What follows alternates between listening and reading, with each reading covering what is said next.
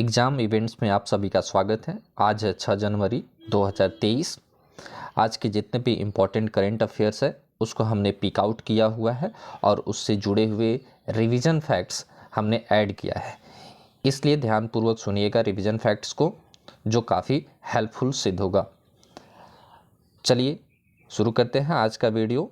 और आज का पहला प्रश्न है कि हाल ही में कैबिनेट ने national green hydrogen mission project की मंजूरी दी है। इसका बजट कितना है? भारत सरकार के द्वारा हाल ही में national green hydrogen mission project की मंजूरी दी गई है। अब इसमें लगभग 20,000 करोड़ रुपए इसके लिए अनुशंसित किए गए हैं, जिसमें भारत में जितने भी कंपनियां हैं जो कि वेस्टेज उत्पन्न करते हैं उनको समाप्त करने के लिए भारत सरकार के द्वारा national green hydrogen mission project की शुरुआत की गई है। तो इसका सही आंसर होगा ऑप्शन ए, 20,000 करोड़ रुपए इसके लिए मंजूरी दी गई है। अब नेशनल ग्रीन हाइड्रोजन प्रोजेक्ट क्या है, अब इसको एक नज़र देखते हैं। जैसे यह मिशन किसके लिए होगा? Refining industries, steel industries, cement, लौह अयस्क, जहाज रानी, आवागमन जैसे सेक्टरों में प्रदूषण फैलाने वाली गैसों के इस्तेमाल की जगह पर ग्रीन हाइड्रोजन का उपयोग की राह को सुलभ कराएगी। कैबिनेट की इस फैसले की सूचना केंद्रीय और सूचना प्रसारण मंत्री अनुराग ठाकुर ने दिया। कार्बन नेट जीरो उत्सर्जन का लक्ष्य भारत सरकार का 2070 तक रखा गया है। भारत सरकार ने अपना लक्ष्य रखा हुआ है कि हम 2070 तक कार्बन का उत्सर्जन बिल्कुल जीरो कर देंगे। नेशनल ग्रीन हाइड्रोजन प्रोजेक्ट का अगला महत्वपूर्ण उद्देश्यों में है कि 50 लाख टन प्रति वर्ष ग्रीन हाइड्रोजन का उत्पादन करना है। ग्रीन हाइड्रोजन का उत्पादन कितना करना है? प्रति वर्ष 50 लाख टन, ऐसा अनुमानित किया गया है कि भारत जो है इस ग्रीन हाइड्रोजन प्रोजेक्ट के तहत 50 लाख टन प्रति वर्ष ग्रीन हाइड्रोजन का उत्पादन करेगी। अब भारत सरकार द्वारा जितने भी रिपोर्ट जारी किए जाते हैं, जिनमें से इंडिया इनोवेशन इंडेक्स जारी किया गया है। इंडिया इनोवेशन इंडेक्स 2021 में जारी किया गया था, जिसके जारीकर्ता नीति आयोग है। अब कब जारी की गई थी? जुलाई 2022 में जारी की गई थी, जिसमें इंडिया इनोवेशन इंडेक्स में प्रथम स्थान लाने वाला राज्य कर्नाटक है और पूर्वोत्तर राज्यों में प्रथम स्थान है मणिपुर का है। केंद्र शासित प्रदेशों में प्रथम स्थान चंडीगढ़ का है। तो ये इंडिया इनोवेशन इंडेक्स 2021 जारी किया गया था नीति आयोग के द्वारा। उसमें बताया गया कि प्रथम स्थान कर्नाटक को मिला है, पूर्वोत्तर राज्यों में प्रथम स्थान मणिपुर को मिला है और इंडिया इनोवेशन इंडेक्स में केंद्र शासित प्रदेशों में प्रथम चंडीगढ़ को। अब दूसरा प्रश्न है, दूसरे प्रश्न को ध्यान से देखिएगा कि हाल ही में मानव तस्करी पर अंकुश लगाने के लिए किस संस्था द्वारा ऑपरेशन आहट की शुरुआत की गई है? ऑपरेशन आहट की शुरुआत आईआरएफ या आरपीएफ ही कह सकते हैं, या आईआरएफ, आरपीएफ का नया नाम आईआरएफ किया गया है। तो आरपीएफ ने ऑपरेशन आहट शुरू किया किस लिए? कि मानव तस्करी पर अंकुश लगाने के लिए। होता क्या है कि मनुष्य को एक जगह से दूसरे जगह पैसा लेकर के बेच दिया जाता है और उनके साथ मनमानी काम कराई जाती है। तो इसको रोकने के लिए आरपीएफ ने हाल ही में ऑपरेशन शुरू किया, जिसका ऑपरेशन का नाम क्या है? ऑपरेशन आहट। तो ध्यान रखिएगा आरपीएफ के द्वारा। अब इससे रिलेटेड स्टैटिक जीके देख लीजिए। जैसे कि आरपीएफ का फुल फॉर्म क्या है? Railway protection force. अगला पॉइंट भी याद रखिएगा, जैसे आरपीएफ किस सूची का विषय है? राज्य सूची का। ये वेरी वेरी इंपॉर्टेंट है। आरपीएफ किस सूची का विषय है? राज्य सूची का।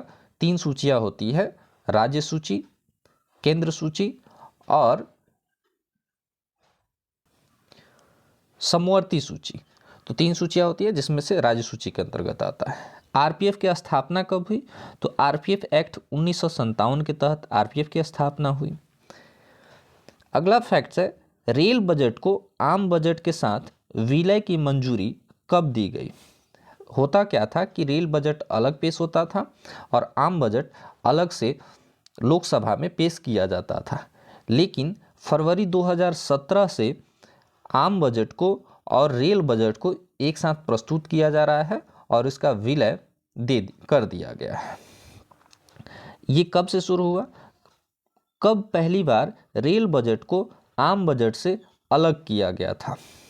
तो पहली बार 1924 ईस्वी में एकवर्त समिति की अनुशंसा पर। कौन सी समिति की अनुशंसा पर? एकवर्त समिति की अनुशंसा पर 1924 से रेल बजट को आम बजट से अलग किया गया था। भारतीय रेलवे में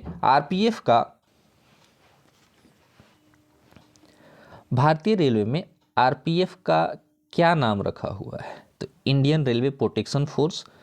हाल ही में भारतीय रेलवे के द्वारा घोषित किया गया कि भारतीय रेलवे प्रोटेक्शन फोर्स का नया नाम Indian railway protection force RPF होगा, IRPF होगा।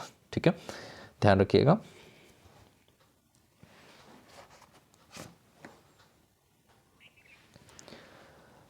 अगला प्रश्न है कि हाल ही में रूसी राष्ट्रपति व्लादिमीर पुतिन के द्वारा ऑर्डर ऑफ करेज पुरस्कार से किस पत्रकार को सम्मानित किया गया है? तो रूसी राष्ट्रपति पुतिन के द्वारा एक पुरस्कार दिया गया है। वैसे रूस के सरकार के द्वारा पुरस्कार दिया जाता है जिसमें सैम्योन पैगोव जो हैं उन्हें राष्ट्रपति पुतिन के द्वारा ऑर्डर ऑफ करेज पुरस्कार से सम्मानित किया गया है। तो एक बहुत ही उम्दा प्रकार के पत्रकार हैं सैम्योन पैगोव और उन्हें ऑर्डर ऑफ करेज पुरस्कार से सम्मानित किया है रूसी राष्ट्रपति पुतिन ने। अब पत्रकारिता के क्षेत्र में पुरस्कार दिया जाता है तो पत्रकारिता संबंधित है तो पत्रकारिता के क्षेत्र में पुरस्कार जो दिए जाते हैं, जैसे एशिया का नोबेल कहा जाने वाला 64वां रैमन मैगसेसे पुरस्कार 2022 कितने व्यक्तियों को दिया गया? तो ये 4 लोगों को दिया गया है। रैमन मैगसेसे पुरस्कार प्राप्त करने वाले भारतीय पत्रकारों में एक रवीश कुमार भी रहे हैं। तो ऐसे अभी हाल में जो दिया गया है 64वां रैमन मैगसेसे पुरस्कार 2022, उसमें एक भी भारतीय नहीं है, लेकिन एक जापानीज हैं जो नेत्र रोग विशेषज्ञ हैं उनको मिला हुआ है और बाकी साथ में और 3 लोग हैं, कुल मिलाकर के 4 लोगों को दिए गए हैं। तो इसमें एक जापान के व्यक्ति का नाम याद रखिएगा, इससे प्रश्न पूछा जा सकता है। बाकी वैसे फिलीपींस के हैं, थाईलैंड के हैं, तो उनका नाम याद रखना उतना इम्पोर्टेंट नहीं है। एक का नाम आप याद रख सकते हैं, तदाशी हटोरी। अगला पत्रकारिता के क्षेत्र में पुरस्कार दिया जाने वाला मशहूर पुरस्कार है जर्नलिस्ट ऑफ द ईयर 2021 के रूप में किसे सम्मानित किया गया है? दानिश सिद्दीकी को मरणोपरांत भारतीय पत्रकार रहे हैं, इनको जर्नलिस्ट ऑफ द ईयर 2021 के रूप में सम्मानित किया गया था।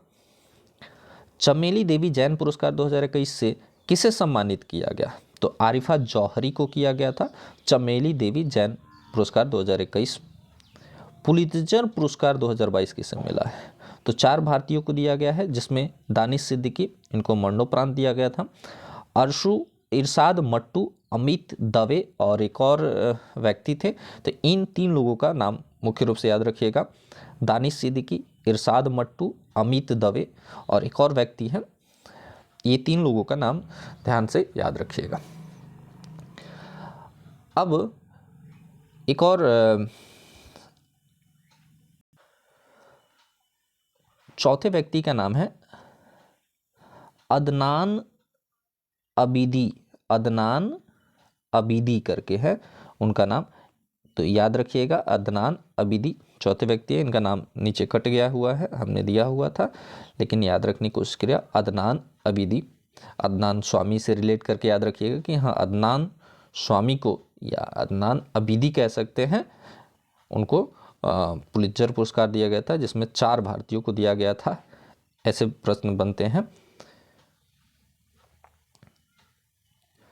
चौथा प्रश्न है कि 6 साल से अधिक की सजा वाले अपराधों में फॉरेंसिक साक्ष्य एकत्र करने वाला देश का पहला पुलिस बल कौन बना है? फॉरेंसिक साक्ष्य एकत्र करने वाला देश का पहला पुलिस बल दिल्ली पुलिस बना हुआ है। होता क्या है कि किसी को गलत सज़ा न मिल पाए, बेगुनाह लोगों को सज़ा न मिल पाए, इसके लिए कहा गया है कि 6 साल से अधिक का, जैसे 8 साल 10 साल अगर सज़ा देनी है तो उसको पुलिस को करना क्या होगा कि जितने भी साक्ष्य है उसका फॉरेंसिक लैब में उसका चेक होगा, उसके एविडेंस का चेक होगा और उसके बाद ही उन्हें 6 साल से अधिक की सज़ा दी जा सकती है। तो ऐसा करने वाला दिल्ली पुलिस बना हुआ है। ऐसे बहुत सारे बेगुनाह लोगों को भी सुनने में आया है कि उन्हें सज़ा मिल जाती है। तो इसके लिए दिल्ली पुलिस ने इससे बचने के लिए ये चीज़ अनिवार्य कर दिया, कंपलसरी कर दिया है। हाल ही में किस राज्य सरकार द्वारा ऊर्जा साक्षरता अभियान की शुरुआत की गई है? ऊर्जा साक्षरता अभियान की शुरुआत मध्य प्रदेश के द्वारा की गई है, इसलिए सही आंसर ऑप्शन नंबर सी होगा, ऊर्जा साक्षरता अभियान।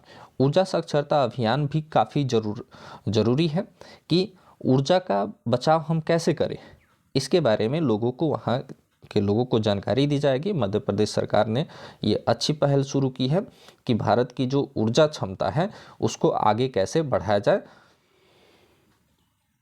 इसके लिए ऊर्जा साक्षरता अभियान की शुरुआत मध्य प्रदेश सरकार ने किया है। अब सवाल मध्य प्रदेश से संबंधित है, तो मध्य प्रदेश से संबंधित प्रश्नों में समसामयिकी प्रश्नों में पहला प्रश्न है कि कृषि मंत्रालय द्वारा जारी रिपोर्ट के अनुसार सोयाबीन उत्पादन में अग्रणी राज्य कौन है? तो सोयाबीन उत्पादन में मध्य प्रदेश है। कृषि मंत्रालय द्वारा जारी रिपोर्ट के अनुसार मसाला उत्पादन में अग्रणी राज्य कौन है? तो ये भी 1 नंबर पर मध्य प्रदेश है और 2nd नंबर पर राजस्थान है। वैसे आपको लगेगा कि केरल है या फिर कर्नाटक हो सकता है या फिर हिमाचल हो सकता है या उत्तराखंड हो सकता है, तो ऐसा आप मन में ऐसा करके गलती न करिएगा। पहला मसाला उत्पादन में अग्रणी राज्य है मध्य प्रदेश। हाल ही में कृषि मंत्रालय द्वारा रिपोर्ट जारी किया गया है जिसके तहत बताया गया है कि मसाला उत्पादन में मध्य प्रदेश 1 नंबर पर है। अगला प्रश्न है कि 17वीं भारत वन स्थिति रिपोर्ट 2021 के अनुसार सर्वाधिक वन आवरण वाला राज्य कौन है? तो 17वीं भारत वन स्थिति रिपोर्ट 2021 में जारी की गई थी। इसमें बताया गया कि सर्वाधिक वन आवरण वाला क्षेत्र मध्य प्रदेश है और 2nd नंबर पर अरुणाचल प्रदेश और फिर छत्तीसगढ़। तो मध्य प्रदेश, अरुणाचल प्रदेश और फिर छत्तीसगढ़।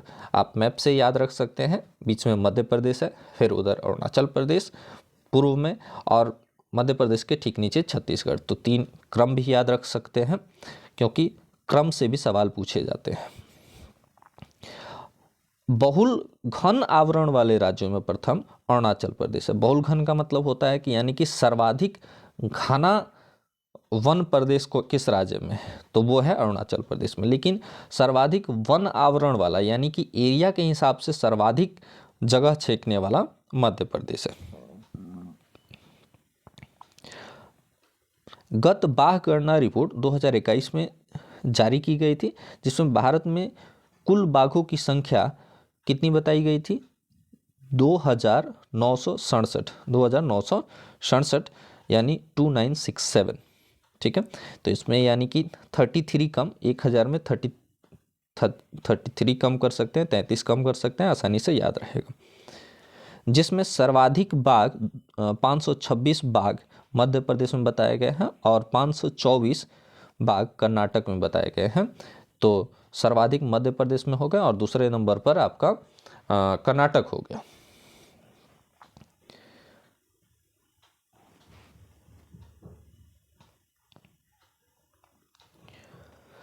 प्रश्न 6 है, ब्लूमबर्ग बिलियनियर इंडेक्स के अनुसार टेस्ला के संस्थापक एलन मस्क की संपत्ति 200 बिलियन डॉलर से घटकर कितनी हो गई है? तो टेस्ला के जो संस्थापक हैं एलन मस्क, उनकी संपत्ति घट करके 200 से 137 बिलियन हो गई है। हाल ही में टेस्ला के जो संस्थापक है हुआ ये है कि इन्होंने ट्विटर को खरीद लिया, 44 बिलियन डॉलर में ट्विटर को खरीद लिया और उसके बाद उसको व्यावसायिक तौर पर उन्होंने उसे मॉडिफाइड करने की कोशिश की है, जिसके कारण से जो शेयर जो धारक हैं, जितने भी टेस्ला के शेयर धारक हैं, उन्होंने अपना पैसा निकालना शुरू कर दिया, जिससे कि इनकी संपत्ति घट करके कितनी हो गई है? 137 बिलियन डॉलर हो गई है। तो 200 से कभी ये एक नंबर पर थे, वर्ल्ड का सबसे रिचेस्ट पर्सन में कंसीडर किए जाते थे और आज इनकी संपत्ति घटकर कितनी हो गई? 137 बिलियन हो गई है। एक नंबर पर जेफ बेजोस थे, दो नंबर पर आपके एलन मस्क थे और 3 नंबर पर गौतम अडानी भारतीय जो थे। तो अब इनका क्रम आगे पीछे होता रहता है, तो इनका संपत्ति जो है घट करके कितनी हो गई है? 137 बिलियन डॉलर हो गई है।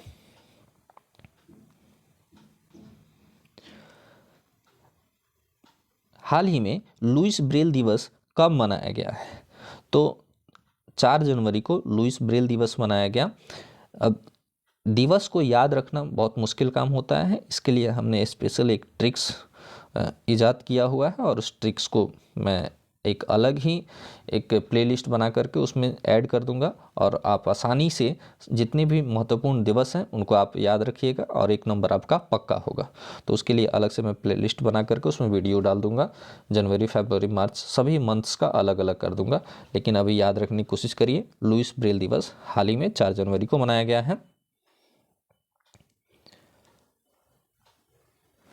प्रश्न संख्या 8 है, पुर्तगाल के स्ट्राइकर क्रिस्टियानो रोनाल्डो अब किस फुटबॉल क्लब से जुड़ गए हैं? तो अल नसर करके जो फुटबॉल क्लब है उससे जुड़ गए हैं। हुआ क्या है कि क्रिस्टियानो रोनाल्डो का अंतिम वर्ल्ड कप था, फीफा वर्ल्ड कप अभी हाल ही में कतर में समाप्त हुआ है। क्रिस्टियानो रोनाल्डो का ये अंतिम फुटबॉल मैच था, वर्ल्ड कप था। अब ये एक क्लब से खेलेंगे, उस क्लब का नाम है अल नसर। अल नसर करके है, आप ध्यान से याद रखिएगा। कतर में हुआ था, कतर और नसर करके आप आसानी से याद रख सकते हैं। कतर में हुआ था फीफा वर्ल्ड कप, ये तो याद ही रहेगा, लेकिन क्लब का नाम याद नहीं रहेगा, लेकिन आप उससे रिलेट करके याद रख सकते हैं। नशर, अल नशर करके आप याद रख सकते हैं। एक और प्लेयर है जिनका अंतिम फीफा वर्ल्ड कप था, जिसका नाम लियोनल मेसी है। लियोनल मेसी ने भी घोषणा कर दिया है कि ये अब हमारा अंतिम फीफा वर्ल्ड कप था। तो अब क्रिस्टियानो रोनाल्डो अल नसर फुटबॉल क्लब से जुड़ गए हैं और उसके लिए खेलेंगे। अगला प्रश्न है, 108वीं भारतीय विज्ञान कांग्रेस का आयोजन कहाँ किया गया? तो 108वीं भारतीय विज्ञान कांग्रेस का आयोजन नागपुर में किया गया। भारतीय विज्ञान कांग्रेस के इस आयोजन में प्रधानमंत्री भी शरीक हुए और वहाँ गए हुए थे। नागपुर इसलिए इम्पोर्टेंट है और कई बार पूछा गया ये सवाल है, भारतीय विज्ञान कांग्रेस का आयोजन कहाँ किया गया, किस क्षेत्र में किया गया, कौन सा क्रम था, इत्यादि इत्यादि भारतीय विज्ञान कांग्रेस से संबंधित प्रश्न कई एग्जाम से पूछे जाते हैं, इसलिए ध्यान रखिएगा। तो 108वीं भारतीय विज्ञान कांग्रेस नागपुर में संपन्न हुआ। अब आयोजन संबंधी प्रश्न है, तो आयोजन या महोत्सव संबंधी जो तथ्य हैं इनको भी याद रखिएगा। डोल उत्सव 2022 जो है और कोबिता उत्सव, ये पश्चिम बंगाल में मनाया गया। डोल उत्सव और कोबिता उत्सव कहाँ? पश्चिम बंगाल में। चापचर कूट त्यौहार 2020 में मनाया गया था, कहाँ? मिजोरम में मनाया गया था। जम्मू कश्मीर में लवेंडर महोत्सव, कंचौथ महोत्सव, आहरबल और हेरथ पर्व, ये 4 जो महोत्सव है या पर्व है, इन्हें याद रखिएगा। कहाँ किया गया? जम्मू कश्मीर में। लवेंडर महोत्सव, कंचौथ पर्व, आहरबल, हेरथ और जम्मू कश्मीर, ये सब के सब कहाँ मनाए गए हैं? जम्मू कश्मीर में मनाए गए हैं। तो ये 4 महोत्सव हैं जिनको भी आप याद रख सकते हैं। अंतिम प्रश्न है, किस राज्य में कालसा बंडूरी परियोजना की मंजूरी दी गई है? ये ऐसा करने केंद्र सरकार ने किया हुआ है। तो ये कर्नाटक में कालसा बंडूरी परियोजना की मंजूरी दी गई है, ऐसा केंद्र सरकार ने दिया है। अब सवाल कर्नाटक से है, तो कर्नाटक में तुंगभद्रा परियोजना जो तुंग और भद्रा नदी पर बना हुआ है। काली नदी परियोजना काली नदी पर कहाँ है? कर्नाटक में है। कर्नाटक में अलमाटी परियोजना कृष्णा नदी पर है। कर्नाटक में शिव समुद्र परियोजना कावेरी नदी पर है। तो ये कर्नाटक में इंपॉर्टेंट परियोजना है जिससे कि सवाल पूछ लिए जाते हैं। तो ये रिवीजन फैक्ट्स में हमने जोड़ा हुआ है ताकि आप भूल ना सकें और आसानी से याद रखें। कर्नाटक में विनय समरस योजना की शुरुआत भी कर्नाटक सरकार के द्वारा की गई है। कर्नाटक सरकार द्वारा महिला एड द कार्यक्रम की भी शुरुआत कर्नाटक सरकार के द्वारा की गई है। तो ये कर्नाटक से रिलेटेड फैक्ट्स थे। और ये कर्नाटक के व्यक्ति का फोटो देखिए, ये कौन है? बसवराज बोम्मई है। ये वहाँ के मुख्यमंत्री हैं, सीएम है बसवराज बोम्मई। तो ये चेहरा देखिए, ये बसवराज बोम्मई है, वहाँ के कर्नाटक है। तो इनका भी नाम आप आसानी से याद रख सकते हैं, चेहरा याद रहेगा। और ये जो व्यक्ति दिख रहे हैं ये थावरचंद गहलोत है, वहाँ के गवर्नर है कर्नाटक के, ये थावरचंद गहलोत। इनका आप थोबड़ा देख सकते हैं। एक और अशोक गहलोत है, वो राजस्थान के मुख्यमंत्री हैं। तो ध्यान रखिएगा, गहलोत करके आप कंफ्यूज ना होइएगा। अशोक गहलोत राजस्थान के मुख्यमंत्री हैं और थावरचंद गहलोत गवर्नर हैं कर्नाटक के। तो इस प्रकार से जितने भी फैक्ट्स हैं उसे आप ध्यान से सुनिएगा। आज का वीडियो थोड़ा लंबा हो गया, लेकिन कोई बात नहीं है। आज का जैसे सवाल है कि कब पहली बार रेल बजट को आम बजट से अलग किया गया था, तो आज का सवाल है। आप कमेंट बॉक्स में इसका आंसर ज़रूर कीजिएगा। और आपको वीडियो अच्छा लगे तो शेयर कीजिए, सब्सक्राइब कीजिए। आज के लिए सिर्फ इतना ही। धन्यवाद।